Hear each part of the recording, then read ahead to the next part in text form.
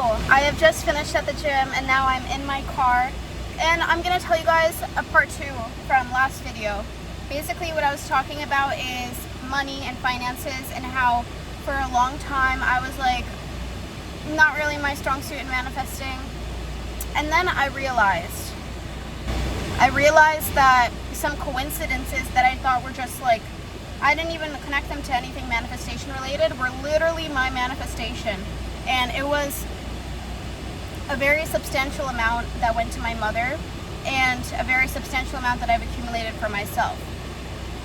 And I thought, like, I don't know why I was so convinced that money was a difficult thing to manifest, when I think that it might be one of the most natural things to manifest. I feel like money might actually be one of the easiest things to manifest for people, especially for me. Like, I was always wrapped in my head like, wow, maybe there's just something different about it. There's something that I'm not getting.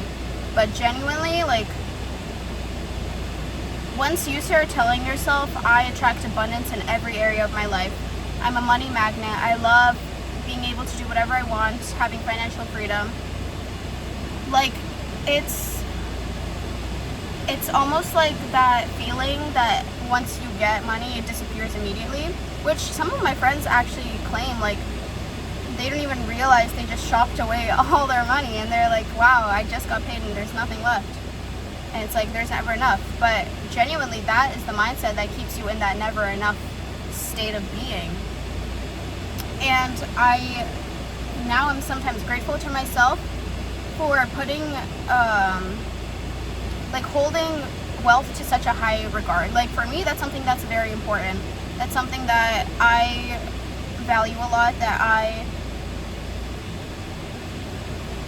would really like to identify with, you know what I mean, and continue to identify with.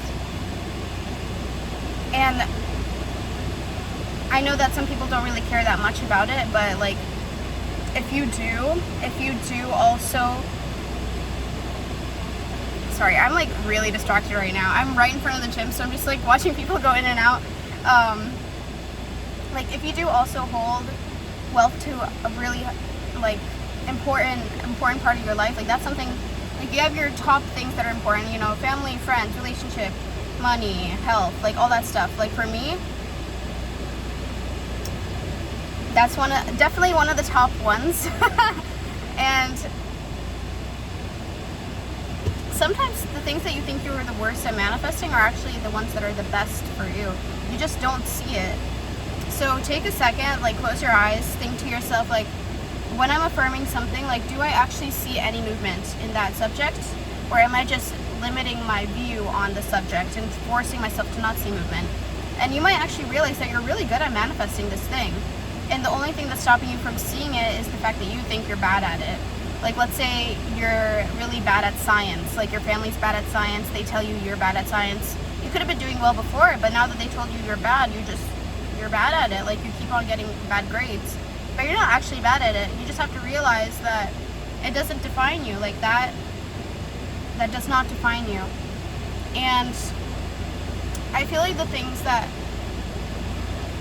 helped me the most when I was worried about my mom's and my family's situation after we left the other part of the family that was like actually working and taking care of my mother and I was really visualizing, like, I looked up pictures of bank accounts with high amounts, and I was really visualizing that for me and for her.